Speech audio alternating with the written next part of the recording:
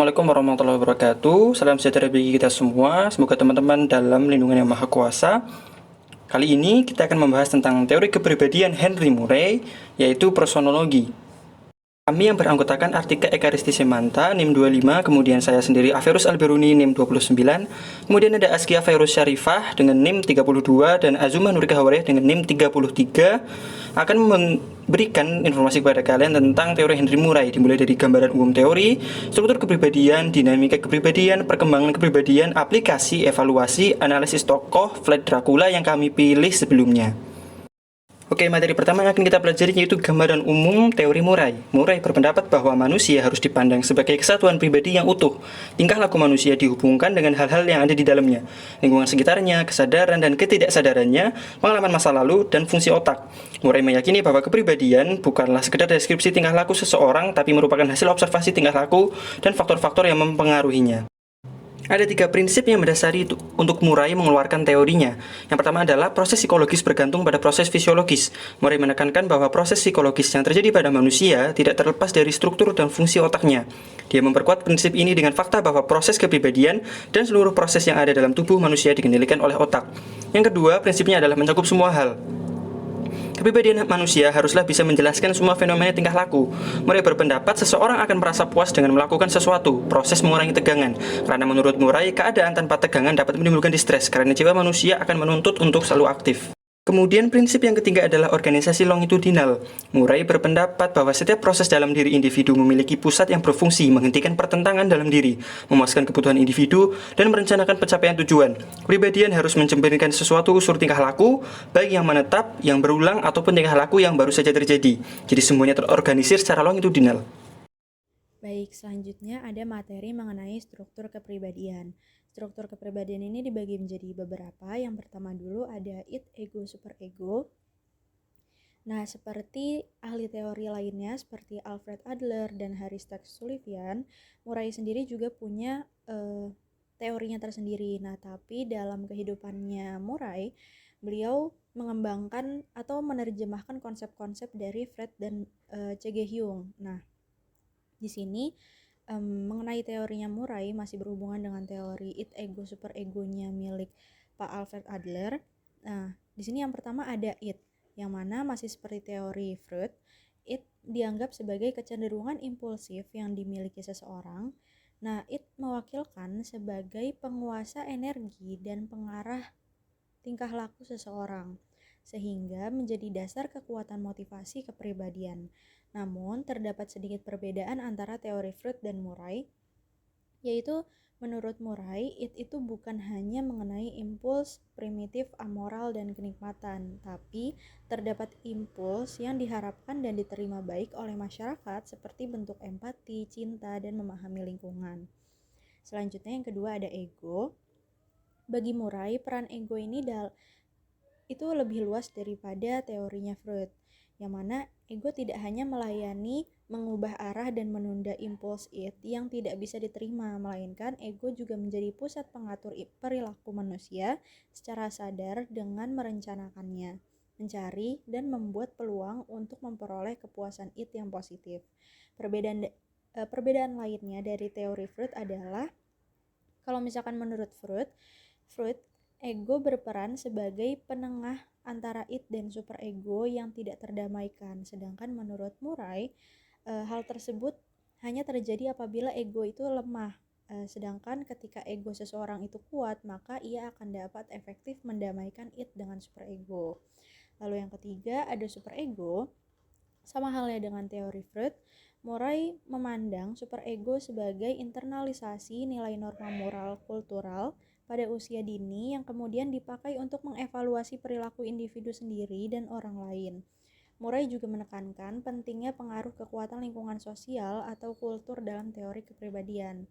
Tapi ada beberapa pendapat Murray yang menentang pendapatnya Freud, bahwa superego ini telah terkristalisasi pada usia 5 tahun. Sedangkan menurut Murray, superego itu akan terus berkembang sepanjang kehidupan manusia, yang mana semakin dewasa akan semakin kompleks dan semakin canggih. Selanjutnya yang kedua dari struktur kepribadian ada unit-unit tingkah laku. Nah, unit-unit tingkah laku ini Yang dimaksudkan adalah prosiding dan serial. Jadi apa sih yang dimaksud dengan prosiding dan serial? Prosiding merupakan interaksi dengan waktu terbatas antara individu dengan orang lain atau antara individu dengan objek. Jadi kalau bahasanya adalah prosiding merupakan satu bagian temporal yang bertahan cukup panjang untuk sebuah pola perilaku yang signifikan secara dinamis. Sedangkan serial merupakan serangkaian prosiding sehingga membentuk unit tingkah laku yang lebih panjang. Jadi prosiding ini tuh merupakan bagian dari serial. Contohnya nih, contoh serial adalah penjualan produk agar bisa go internasional. Prosidingnya adalah yang pertama menjual produk dengan pasar teman terdekat, yang kedua menyewa toko, yang ketiga memperluas pasar ke satu negara, dan yang keempat memperluas pasar ke luar negara. Jadi prosiding ini hal kecil yang perlu dilakukan untuk mendapatkan serial ini gitu loh. Nah, tapi perlu diingat juga teman-teman bahwa setiap prosiding mungkin bisa dipandang sebagai suatu serial dari jumlah prosiding yang lebih pendek. Oke, lanjut ke yang 3, ada ordinasi, abilitas, dan prestasi. Ordinasi menurut Murray merupakan di mana saat seseorang itu memilih dan mengoperasikan sebuah rencana tindakan yang memiliki keadaan akhir atau tujuan akhir yang diharapkan. Nah, ordinasi ini terdapat 2 komponen, yaitu yang pertama serial program dan schedule. Nah, serial program merupakan susunan subtujuan yang teratur, yang menjangkau masa depan dan dirancang untuk menuntun kepada beberapa tujuan utama.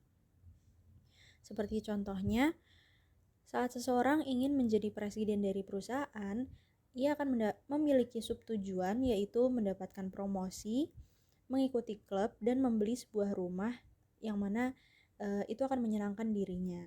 Lalu selanjutnya yang kedua ada schedule atau jadwal, adalah pengaturan waktu tindakan yang mereka lakukan dalam memenuhi kebutuhan mereka untuk menghindari konflik antara kebutuhan dan keinginan yang bertentangan.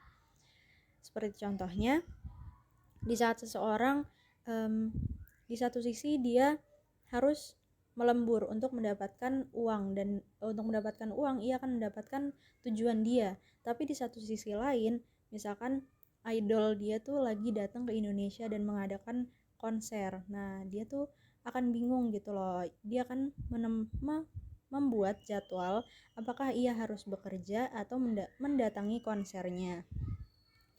Lalu mengenai abilitas menunjukkan potensi apa yang seseorang mampu lakukan dan apa yang sebenarnya ia lakukan dengan pengetahuan yang diperoleh.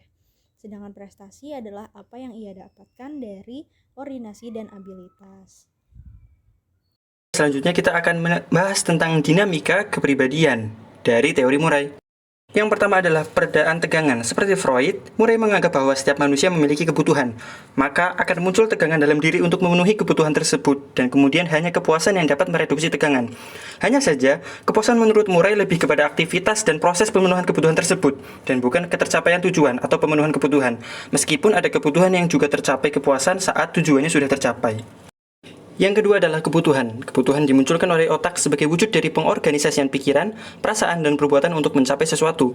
Tuntutan kebutuhan akan menciptakan tegangan. Murray kemudian meneliti berbagai orang dan menuliskan 20 kebutuhan dasar manusia yang mungkin bisa dilihat teman-teman di tabel ada di sebelah kanan. Nah, di sebelah kanan tersebut ada beberapa contoh tentang kebutuhan manusia, kemudian penjelasan kebutuhan tersebut, dan emosi apa yang terlibat, kemudian proses apa yang terlibat untuk pemenuhan kebutuhan tersebut. Nah, kemudian di slide selanjutnya kita juga akan melihat nih beberapa macam contoh kebutuhan yang sudah ditentukan, yang sudah dirumuskan oleh Murray, meskipun tidak semuanya.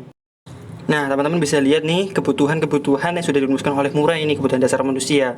Ada kebutuhan defensif, ada kebutuhan autonomi, kemudian ada order, ada play, ada rejection. Nah, semuanya bisa teman-teman lihat, bisa teman-teman cari lagi dan bahas di mungkin pertemuan selanjutnya, atau mungkin teman-teman mau cari sendiri nih tentang 20 kebutuhan yang lebih jelas. Nah, ini sedikit contoh dari kami tentang kebutuhan-kebutuhan dasar yang sudah dirumuskan oleh Henry Murray. Nah, kemudian yang ketiga nih ada tekanan. Jika kebutuhan adalah penentu tingkah laku internal, maka tekanan berasal dari lingkungan luar, sifat, ciri, atau kondisi orang lain atau lingkungan yang membantu atau menghalangi orang menuju tujuan. Tekanan dari suatu objek, benda, situasi manusia adalah apa yang dapat dilakukan, diperbuat, atau kekuatan suatu objek untuk mempengaruhi suatu subjek dengan proses tertentu. Jadi tekanan adalah sesuatu yang bisa mempengaruhi kita sebagai subjek yang kemudian dapat membuat kita memunculkan tingkah laku. Perkenalkan, saya Artika Ekaristisymanta dengan NIM G01200025. Di sini akan melanjutkan pembahasan mengenai dinamika kepribadian, yaitu selanjutnya ada interaksi, kebutuhan, dan tekanan, tema. Tema sendiri adalah suatu aspek dari proceeding yang memberi gambaran mengenai motif antara kebutuhan dan tekanan. Sebagian proceeding dapat menciptakan, sehingga sebagian tema juga dapat berkumpul membentuk tema serial yang merupakan urutan tema yang memberi gambaran mengenai bagaimana kecenderungan seseorang berperilaku dalam suatu situasi yang mencakup kebutuhan dan tekanan serangkaian proceeding. Nah, di sini ada 3 hal yang akan kita bahas mengenai interaksi, kebutuhan, dan tekanan. Yang pertama adalah proceeding, tekanan alfa atau beta, dan kebutuhan. Di sini ada 2 situasi yang kami ambil sebagai contoh untuk diulik. Yang pertama, seorang antropologis memperlihatkan hasil riset kepada rekannya. Di situasi itu, terjadi proceeding di mana ia ingin rekannya terkesan dan ia ingin menang atas rekannya secara ilmiah. Namun, ia merasa rekannya mengkritik metodenya dan ragu akan penelitiannya. Oleh karena itu, ia memberi pertahanan atas metodologinya dan tidak mengungkap prosedur yang menurutnya kurang cermat. Nah, dari sini kita dapat mengulik proceeding yang terjadi. Tadi kita sudah dijelaskan juga mengenai tekanan alfa, tekanan beta. Nah, bisa dilihat tekanan alfa di situasi ini adalah respon yang diberikan oleh rekan sang antropologis. Lalu tekanan betanya adalah kritik dan keraguan dari rekan. Dan kebutuhannya adalah antropologis ingin mendapat pencapaian, menjadi dominan, dan pertahanan diri. Selanjutnya, situasi kedua. Antropologis mendiskusikan lukisan di sebuah galeri. Di situasi itu terjadi proceeding, di mana ia mengevaluasi karya pelukis dengan berkata bahwa lukisan itu terinspirasi dari Toltec. Dia merasa ahli lain yang merupakan pakar lukisan memberi pendapat yang menentang evaluasinya. Akhirnya, antropolog mempertahankan pendapatnya dengan mengemukakan rincian detail yang mengurangi keyakinan sebelumnya.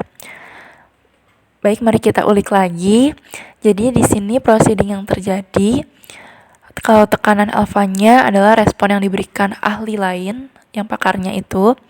Tekanan betanya adalah pendapat dari ahli lain yang tidak mendukung pendapat antropologis. Dan di sini kebutuhan antropologisnya adalah pertahanan diri. Nah, kedua situasi tersebut mungkin masih dapat ditambah dengan tema lainnya. Misalnya, apabila antropolog terus-menerus memperlihatkan tema tingkah laku yang sama, maka dapat disimpulkan bahwa tema serialnya adalah memiliki tingkat kompetisi yang tinggi, tetapi tidak yakin dengan kemampuan diri sendiri, sehingga membentuk pertahanan diri jika merasa diserang. Selanjutnya adalah poin B, yaitu disposisi tematis integrasi kebutuhan. Nah, dalam sini pengalaman individu menyebabkan terjadinya hubungan antara kebutuhan-kebutuhan dan objek-objek tertentu di suatu lingkungan. Hubungan yang dipelajari dari pengalaman itu meliputi pilihan objek, respon terhadap objek, dan proses mendekati atau menjauhi suatu objek. Nah, hal ini yang Murray katakan sebagai integrasi kebutuhan, atau dalam bahasa Inggris need integrate, yang adalah kesatuan antara kebutuhan dan gambaran objek di lingkungan disertai dengan tindakan instrumentalnya. Integrasi kebutuhan memiliki sifat tematis, sehingga disebut pula sebagai disposisi tematis kebutuhan dalam mengadakan interaksi tertentu dengan objek atau orang tertentu. Konsep tersebut menggabungkan minat, sikap, dan asosiasi menjadi sebuah disposisi. Ketiganya sangat mempengaruhi tingkah laku. termasuk pilihan prioritas kebutuhan, perasaan, pola pikiran, dan imajinasi, serta tingkah laku yang muncul menjadi sangat khusus. Nah, yang hal terakhir yaitu poin C adalah kunci keunikan, kesatuan atau unity tema. Kesatuan tema sendiri adalah tema yang sering muncul sehingga bisa menjadi kunci untuk memahami keunikan pribadi. Unity tema merupakan campuran dari sebagian kebutuhan kuat yang memiliki hubungan dengan tekanan yang muncul pada suatu peristiwa khusus di masa awal anak-anak yang terjadi secara tidak sadar. Campuran kebutuhan-kebutuhan tersebut mungkin menyenangkan atau traumatik, tetapi apapun yang terjadi itu adalah cenderung muncul berkali-kali selama hidup. Disposisi tematis hanya mengarahkan perasaan, pikiran, dan bagaimana tingkah laku timbul saat kebutuhan muncul, sedangkan kesatuan tema mempengaruhi sebagian besar perasaan, pikiran, dan tingkah laku orang tanpa memperdulikan kebutuhan dan tekanan yang dirasakan, sehingga menjadikan seseorang pribadi yang unik. Nah, di sini ada contoh, misalnya seseorang remaja, kita sebut saja A, memiliki unity tema, kekurangan yang membuatnya menjadi agresif, mencari kepuasan. Di sini kasusnya dia memiliki ibu yang meninggal ketika ia masih kecil. Nah, remaja ini takut dan membenci ayahnya yang tidak menunjukkan kasih sayang kepada dirinya dan selalu meremehkan hasil pembelajaran di sekolah. Nah, akhirnya remaja ini memutuskan untuk kuliah dan menjadi insinyur. Nah, penelitian terhadap kasus tersebut membuktikan bahwa remaja itu merasa sangat kekurangan dan membutuhkan bantuan, serta memiliki kebutuhan yang kuat untuk mendapatkan apa yang seharusnya. Perasaan yang seperti inilah yang mempengaruhi seluruh tingkah lakunya untuk menjadi seorang insinyur.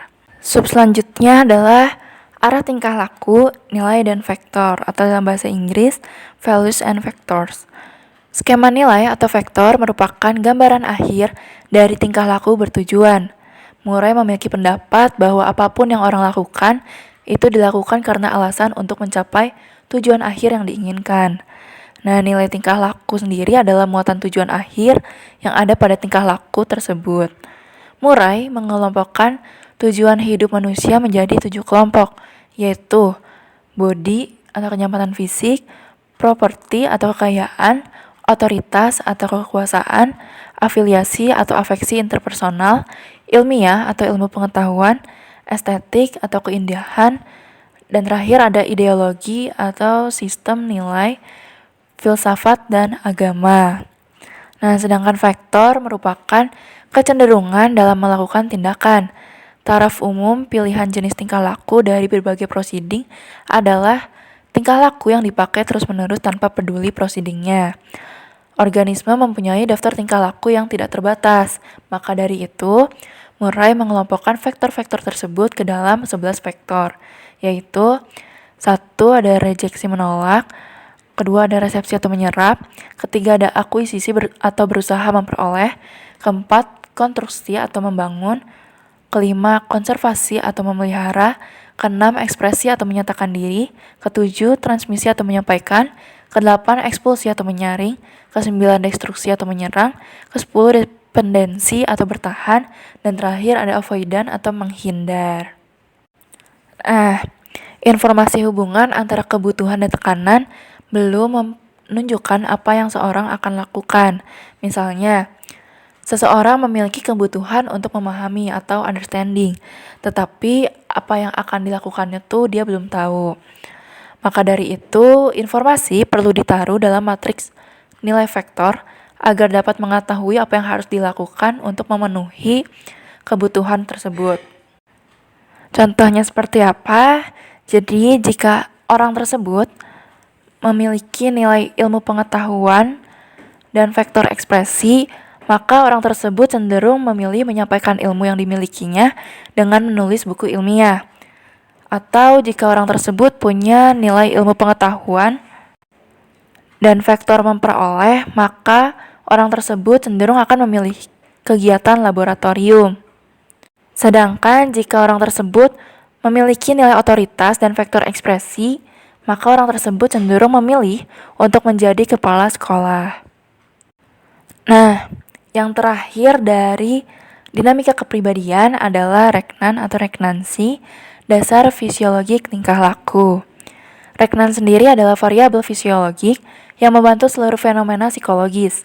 Fenomena psikologis tersebut berupa konfigurasi-konfigurasi dominan dalam otak yang melakukan pengaturan dan mengorganisir tingkah laku. Murray sendiri menekankan pentingnya proses fisiologis atau neurologis dapat pengaturan tingkah laku. Proses tersebut dinamakan reknan. Murray berpendapat bahwa seluruh proses sadar bersifat reknan, namun hanya sebagian reknan yang merupakan proses sadar, karena banyak pula reknan yang prosesnya tidak sadar. Berarti, seluruh proses yang disadari adalah bagian dari proses fisiologi, tetapi hanya sebagian proses fisiologik yang muncul secara sadar. Sekian dinamika kepribadian. Selanjutnya akan dilanjutkan oleh rekan saya. Terima kasih. Baik, saya Azuma. Di sini saya akan menjelaskan terkait dengan perkembangan kepribadian. Dalam materi perkembangan kepribadian ini, kita nantinya akan mempelajari 4 hal. Yang pertama adalah kompleks-kompleks anak-anak, yang kedua adalah perkembangan kebutuhan berprestasi, yang ketiga adalah determinan perkembangan, dan yang keempat adalah belajar. Nah, kita akan masuk ke pembahasan pertama, yakni kompleks-kompleks anak-anak. Jadi, teori Murray ini sebenarnya sangat menekankan kepada perkembangan sejarah individu, di mana ini memiliki pendekatan yang mirip dengan teori Freud, tetapi dengan elaborasi dan juga perluasan yang lebih komprehensif. Murray juga membagi masa kanak-kanak menjadi 5 tahapan yang ditandai oleh kepuasan yang dipengaruhi oleh tuntutan lingkungan. Nantinya, setiap tahapan akan meninggalkan jejak dalam kepribadian dalam bentuk kompleks yang akan mempengaruhi tingkah laku pada perkembangan berikutnya. Nah, kompleksnya ada 5. Yang pertama adalah kompleks klaustral, di mana kompleks klaustral ini memiliki 3 bentuk, teman-teman. Yang pertama, dalam bentuk sederhana, kompleks ini memiliki keinginan untuk berada di tempat yang sempit, hangat, gelap, yang aman, dan rasa asing. Yang kedua, kompleks ini terpusat pada perasaan tak berdaya dan perasaan tidak mendapat bantuan di dalam kandungan, sehingga menyebabkan seorang individu itu merasa takut jatuh, takut tenggelam, dan lain-lain. Ketiga, kompleks klaustral ini menjadi kompleks anti kandungan yang mana terpusat kepada ketakutan kehabisan nafas dan juga keterkurungan. Yang kedua adalah kompleks oral, di mana kompleks oral ini juga memiliki 3 bentuk pertama. Yang pertama adalah kompleks oral kasihan, yakni kombinasi dari aktivitas mulut, kecenderungan pasif, dan kebutuhan untuk dibantu dan dilindungi. Kedua, kompleks oral agresi, yang merupakan kombinasi dari kompleks oral dan juga aktivitas agresi. Yang ketiga adalah kompleks oral penolakan, yang mencakup muntah, makan sedikit, keinginan menyendiri, dan lain-lain. Lalu yang ketiga adalah kompleks anal, di mana dalam kompleks anal ini terdapat 2 jenis. Yang pertama adalah kompleks anal ditolak, yang biasanya individunya akan asyik dengan defekasi dan senang dengan kotoran atau barang yang mirip dengan kotoran. Individu ini biasanya kotor dan juga tidak teratur. Kedua, ada kompleks anal retensi, yang bisa dikatakan sebagai kebalikan dari jenis pertama. Jadi, individu dengan kompleks ini biasanya memiliki tingkah laku retentif, menimbun atau mengumpulkan sesuatu. Kompleks yang keempat adalah kompleks uretral. Nah, kompleks ini sering juga disebut dengan kompleks Ikarus. Kenapa? Karena gini teman-teman, individu dengan kompleks ini akan memiliki tujuan yang terlalu tinggi, sehingga membuat mimpinya itu menjadi berserakan karena kegagalannya, seperti Ikarus dalam mitos Yunani. Nah, kompleks yang terakhir atau kelima adalah kompleks kastrasi. Nah, pada kompleks kali ini, Murray itu tidak setuju nih dengan Freud yang menganggap bahwa ketakutan kastrasi ini menjadi sumber kecemasan orang dewasa. Murray justru menginterpretasikan bahwa ketakutan kastrasi ini berkembang dari masturbasi di usia anak-anak yang dibarengi dengan hukuman dari orang tua. Baik, kita akan masuk ke pembahasan kedua, yakni berkaitan dengan perkembangan kebutuhan berprestasi atau NH. Maaf ya kalau pengucapan salah teman-teman. Nah, jadi Murray ini menyatakan bahwa orang dengan kebutuhan berprestasi yang tinggi tentunya akan memiliki beberapa perbedaan dengan orang yang kebutuhan berprestasinya rendah. Setelah melakukan penelitian, Murray ini menemukan bahwa ternyata kebutuhan berprestasi ini berpengaruh pada banyak sisi dari kehidupan manusia. Perkembangan NH itu sendiri dipengaruhi oleh beberapa hal, yaitu pengasuhan anak dan juga hubungan anak dengan orang tua atau lingkungan. Nah, jadi nih, ada ciri-ciri orang yang memiliki NH yang tinggi. Yang pertama, lebih kompetitif. Yang kedua, lebih bertanggung jawab terhadap keberhasilan diri. Yang ketiga, senang menetapkan tujuan yang menantang tapi cukup realistik.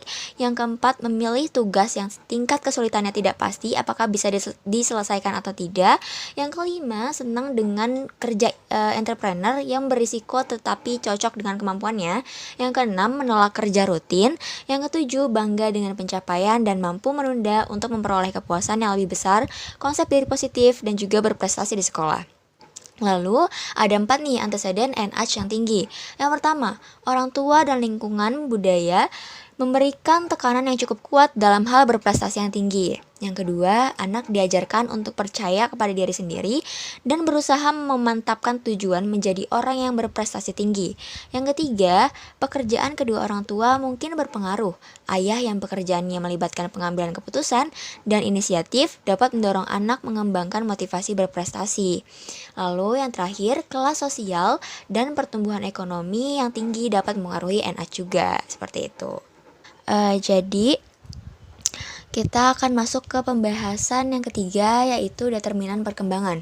Yang pertama, ada determinan kemasakan genetik. Jadi, determinan kemasakan genetik ini merupakan keseluruhan keadaan fisik pada masa itu. Nah, terdapat beberapa hal nih yang termasuk ke dalam kelompok determinan ini, seperti usia, seks, tipe tubuh, pigmentasi kulit, kekuatan fisik, kecacatan, serta penyesuaian fisik terhadap keadaan lingkungan. Nah, menurut Murray ini ada era-eranya ya, dibagi jadi 3 era gitu. Yang pertama adalah era psikometabolik, yakni pada usia bayi hingga dewasa awal.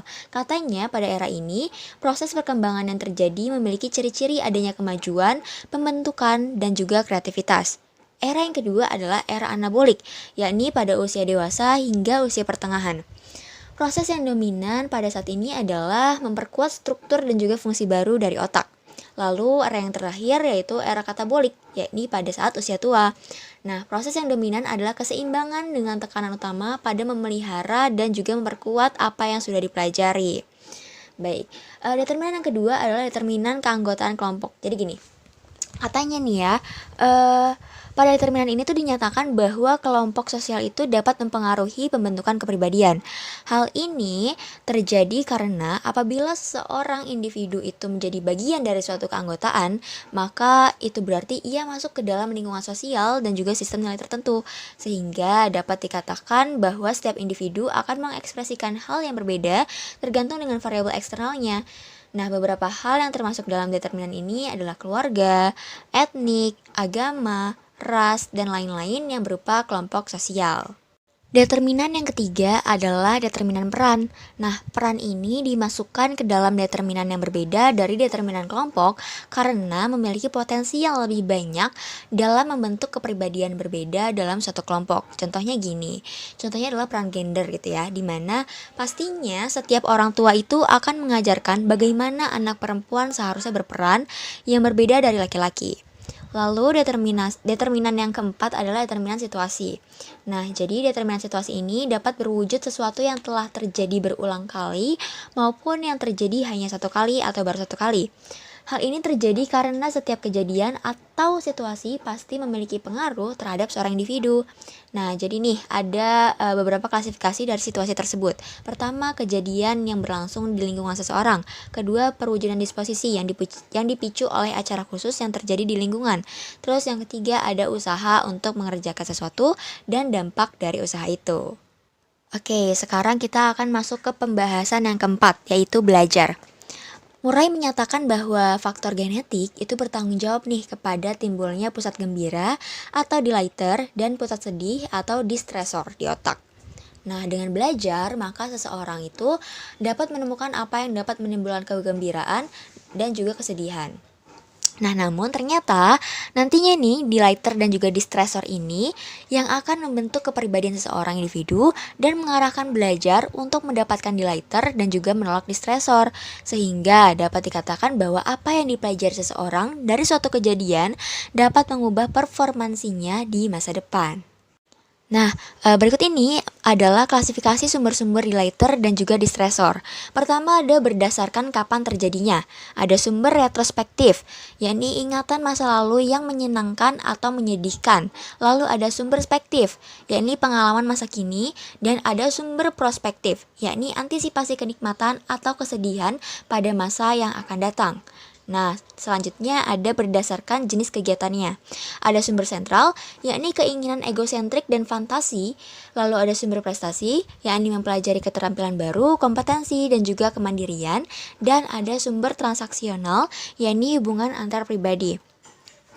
Lalu ada berdasarkan tempat keberadaan sumber. Ada sumber yang berada di bagian tubuh, ada sumber yang berada di otak, ada sumber yang berada di jenis proses psikologis tertentu, dan yang terakhir ada sumber yang berada di kehidupan manusia yang sempurna. Manusia yang sempurna itu maksudnya adalah manusia yang hidupnya sempurna, kayak gitu. Baik, selanjutnya saya akan menjelaskan materi yang berkaitan dengan aplikasi. Yang pertama adalah Thematic Apperception Test atau TAT. Nah, TAT ini merupakan salah satu pengaplikasian dari teori Murray yang dikembangkan oleh Christina Morgan dan juga Henry Murray. TAT ini diciptakan berdasarkan suatu fakta bahwa seseorang itu akan mengekspos kepribadiannya sendiri atau berlaku seakan-akan ia menghadapi fenomena yang dibahas saat seseorang menginterpretasi situasi sosial yang ambigus. Nah, TAT ini tuh berupa gambar ambigus gitu teman-teman, yang terdiri dari 30 kartu gambar dan 1 kartu kosong yang ditujukan untuk merangsang imajinasi pengamat, mengungkapkan daerah-daerah motivasional yang spesifik, dan juga mendeteksi adanya peluang konflik. TAT ini juga digunakan dengan cara membuat setiap orang yang dites untuk membuat cerita berdasarkan kartu-kartu yang ada, sehingga dapat dikatakan bahwa TAT ini merupakan tes proyektif karena orang dapat memproyeksikan keinginan, pengalaman, perasaan, dan juga konflik melalui gambar ambigus tersebut. Nah, hasil dari kepribadian TAT ini juga berkorelasi dengan kepribadian lain teman-teman, sehingga kita dapat mengatakan bahwa TAT ini dapat mengungkapkan materi yang sukar didiskusikan secara langsung dengan terbuka. Yang kedua adalah penelitian individu. Murray menggunakan teknik dewan diagnostik atau diagnosis konsel untuk memahami individu dengan melibatkan sekelompok pengamat dengan keahlian dan juga pandangan yang berbeda-beda. Hal ini dilakukan Murray karena menurut Murray sendiri, dalam suatu penelitian psikologi, maka instrumen utamanya adalah psikolog itu sendiri. Murray juga mengatakan bahwa sebenarnya kelemahan utama dalam sebuah penelitian adalah peneliti sebagai pemain tunggal yang kalah dari kontrol, sehingga Murray mempelopori teknik ini. Nah, di dalam dewan ini tuh nggak harus psikolog aja teman-teman, tapi ada psikiater, antropolog, sosiolog, atau ahli lainnya juga bisa masuk ke dalam dewan ini. Nah, nantinya mereka semua akan berdiskusi bersama setelah mengamati secara bebas sesuai sudut pandang ahlinya.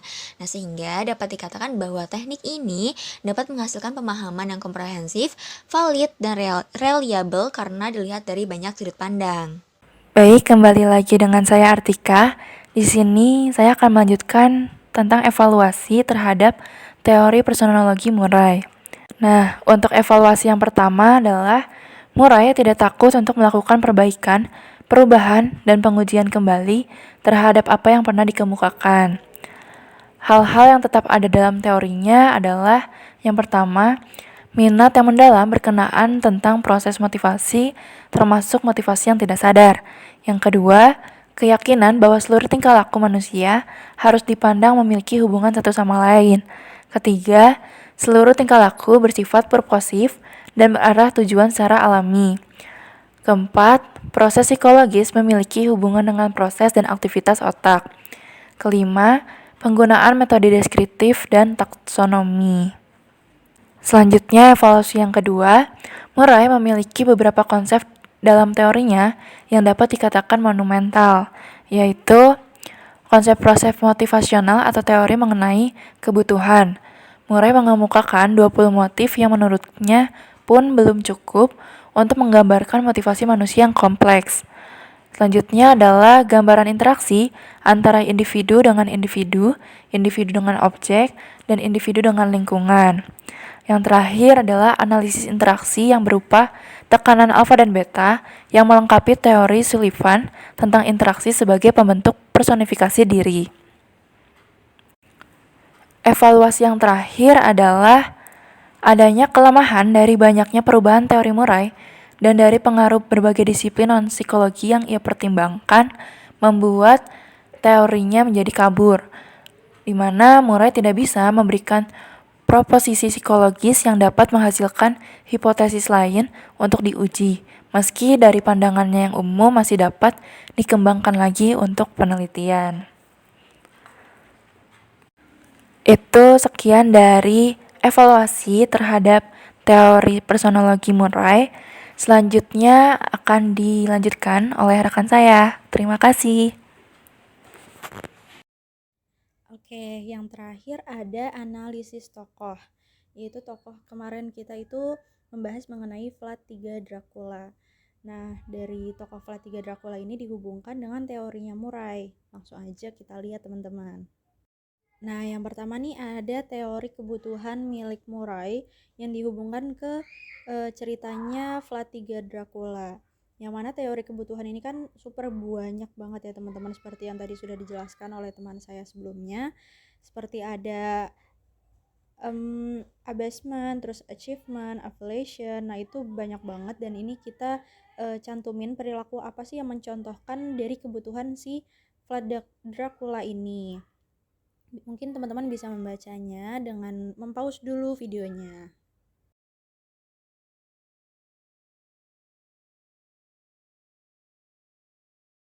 Nah, tadi teman-teman udah membaca mengenai kebutuhan dari teorinya Murray yang dicontohkan ke perilaku-perilakunya Vlad III Dracula. Nah, setelah ada kebutuhan, seseorang itu akan memiliki tekanan hidupnya juga menurut teorinya Murray. Lalu, tekanan apa aja sih yang dialami oleh Vlad III Dracula ini? Seperti teori sebelumnya, yaitu tekanan alfa merupakan tekanan yang muncul dari lingkungan secara real, sedangkan beta adalah tekanan dari lingkungan. Ya, dari lingkungan. Nah, dari teori tersebut dimasukkan ke perilaku Vlad III Dracula. Yang pertama nih ada tekanan alfa, yaitu contohnya tekanan yang ia dapatkan sejak ia masih kanak-kanak, yang mana ia sudah sering melihat prosesi pembunuhan. Maka tekanan yang ia dapatkan adalah tertanam di memorinya akan sadisme. Contoh tekanan lainnya atau tekanan alfa lainnya adalah saat Vlad dipaksa pergi ke Turki. Lalu mengenai tekanan beta, tekanan beta ini masih berhubungan dengan tekanan alfa yang Vlad III dapatkan, yaitu tekanan yang ia dapatkan karena ayahnya yang bersekutu dan tunduk terhadap pasukan Turki Utsmaniyah, sehingga membuat dirinya harus pergi meninggalkan Wallachia dan tumbuh kembang di Turki. Lalu selanjutnya ada kesatuan tema. Seperti teorinya Murray bahwa kesatuan tema merupakan kesatuan antara kebutuhan dan tekanan. Ketika ada kebutuhan dan tekanan, maka akan membentuk sebuah tema. Nah, kesatuan tema hidup Vlad III adalah yang pertama, saat Vlad III kecil sering dilihatkan berbagai prosesi hukuman mati, mulai dari pancung, gantung, dan potong tangan yang masih berlaku dan ditampilkan di khalayak umum.